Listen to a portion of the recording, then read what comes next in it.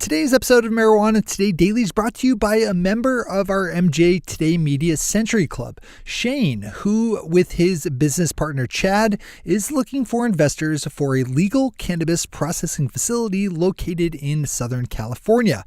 If you're such a person, you can email Shane to learn more about what they're up to at info@seed.co, with seed being spelled C-E-I-D, seed.co.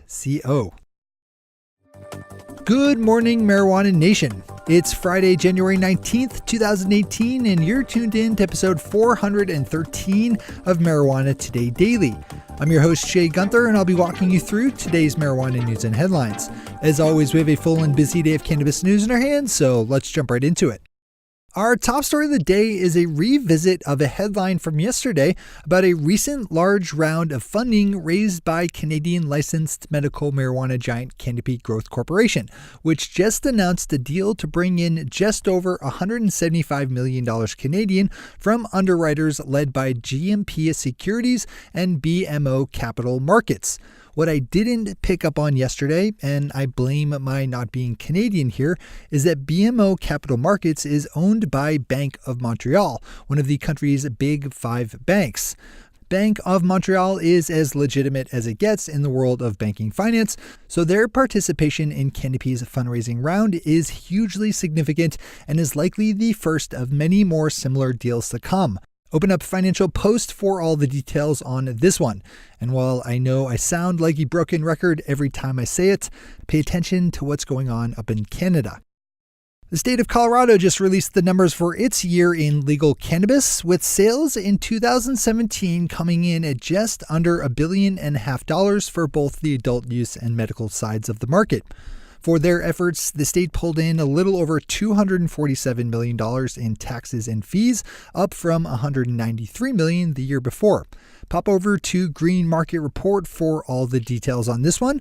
But one of the more interesting points was the fact that overall medical marijuana sales in the Mile High State actually dropped from $430 million in 2016 to $420 million in 2017.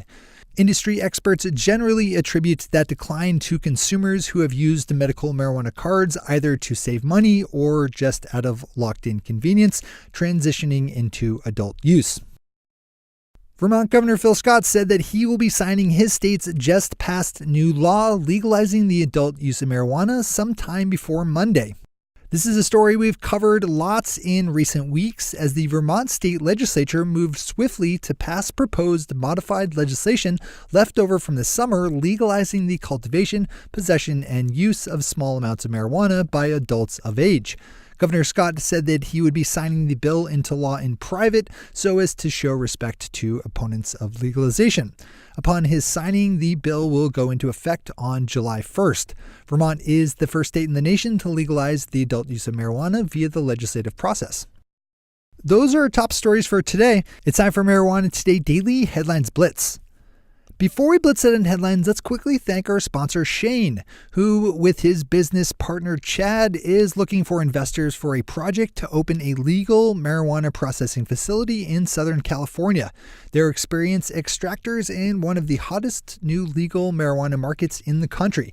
To learn more about their plans, email info@seed.co, with seed being spelled C-E-I-D, info@seed.co. All right. Time for the Blitz. A Nebraska state senator is proposing a ballot measure asking the citizens of her state if they want to legalize medical marijuana.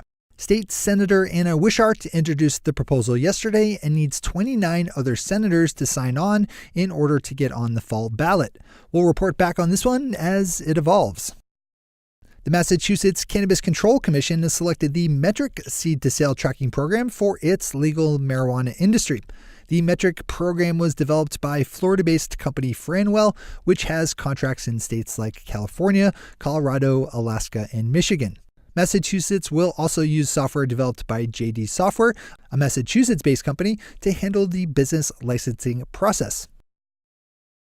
Speaking of Massachusetts Cannabis Control Commission, Stephen Hoffman, chair of the commission, says that he misspoke on Wednesday when asked if he or his colleagues had contacted Andrew Lelling, the U.S. attorney for the state. Mr. Hoffman said that the commission had not contacted the office of the U.S. attorney to talk about cannabis prosecutions against state legal marijuana operators, even though one of the commission's members, former Assistant Attorney General Britt McBride, had in fact reached out on January 10th. Ms. McBride hadn't been able to actually connect with the office over the course of the week, saying they had played phone tag through early yesterday when she finally made it through. This is another one we'll keep an eye on. Licensed Canadian medical marijuana giant Aurora is announcing a deal with its wholly owned German subsidiary to supply medical marijuana to the Italian market. You might remember that in Italy, medical marijuana is grown and supplied by the nation's army, but a limited amount is also allowed to be imported from the Dutch.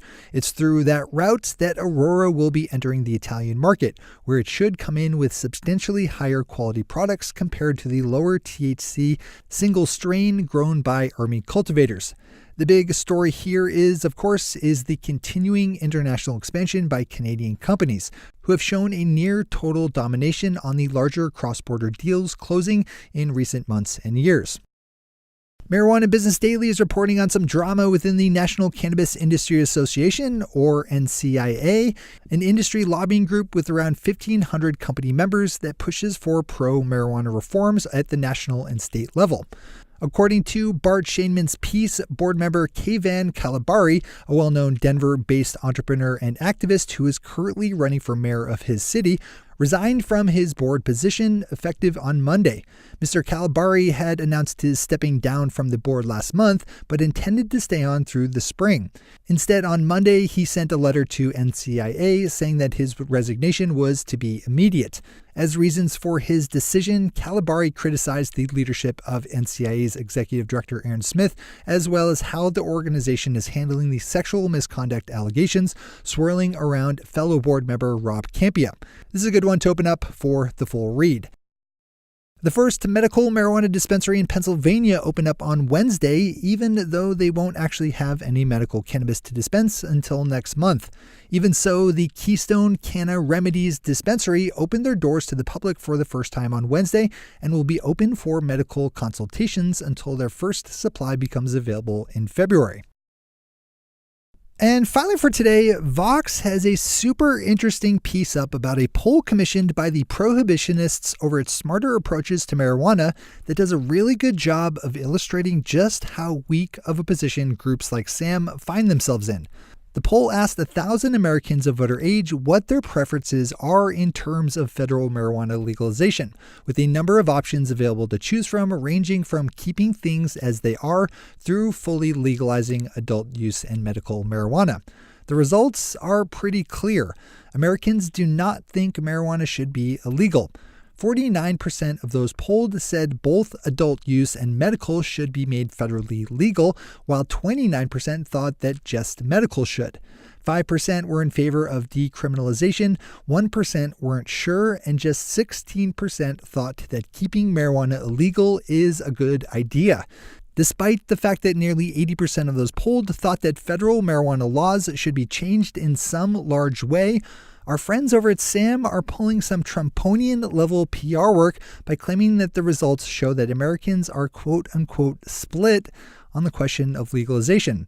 Project SAM leader and future dispensary owner, you mark my words, Kevin Sabet, issued a statement along with the poll, quote, "These results clearly indicate the oft-touted vast public support for marijuana legalization has a shakier foundation than marijuana investors would have you believe," unquote. Sure, Kevin. Another great one to open up in full. Those are the headlines and news for the day. I'll be back with you again tomorrow morning with another information-packed episode of Marijuana Today Daily. But in the meantime, if you have any stories to share or feedback to give, zip us an email to headlines@mjtodaydaily.com. And while you're clicking around the interwebs, swing over to our Twitter account at mjtodaydaily and visit our website at mjtodaydaily.com to find links to all the news we cover. Did you hear about the restaurant on the moon? Great food, no atmosphere. Thanks to our sponsor, Shane at Seed Extracts, and to our awesome patron listeners for the support that makes this show possible. To join the illustrious ranks of the patron listeners yourself, swing over to our website at mjtodaydaily.com and click on that big, blue, beautiful button at the top of the page that says, Become a Patron. Do it. Do it today. I'm your host, Shay Gunther. Thanks for tuning in and starting your day with marijuana today. Today.